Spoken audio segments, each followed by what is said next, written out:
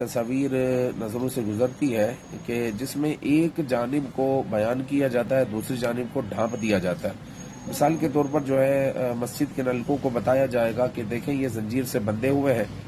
یا پھر جو ہے اس پر پٹی لگی ہوئی ہے اور ویلڈ کیا ہوا ہے، اور کسی مقام پر کولر پر گلاس رکھا ہوا ہے تو وہ رسی سے یا زنجیر سے بندھا ہوا ہے، تو کہتے ہیں یہاں کے مسلمانوں کا دیکھو کیا حال ہے، یا پھر جو ہے اسلامی جمہوریہ پاکستان کا حال یہ ہے۔ تو جناب عالی بات یہ ہے کہ الحمدللہ جو خصوصاً پاکستان کے مسلمان ہیں وہ چیریٹی میں بہت آگے ہیں۔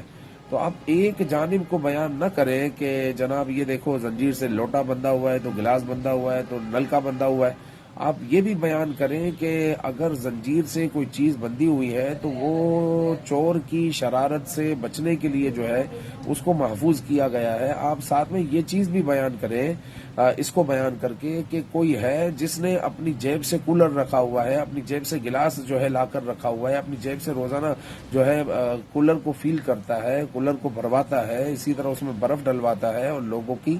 خدمتیں کرتا ہے۔ تو ایک جانب کو ہمیں ذکر نہیں کرنا چاہیے بلکہ دوسری جانب کو بھی ذکر کرنا چاہیے کہ وہ جو ہے وہ چور کی شرارت کی وجہ سے، لیکن دوسری جانب جس نے بھلا کیا ہے تو اس کا بھی ذکر ہونا چاہیے۔ السلام علیکم۔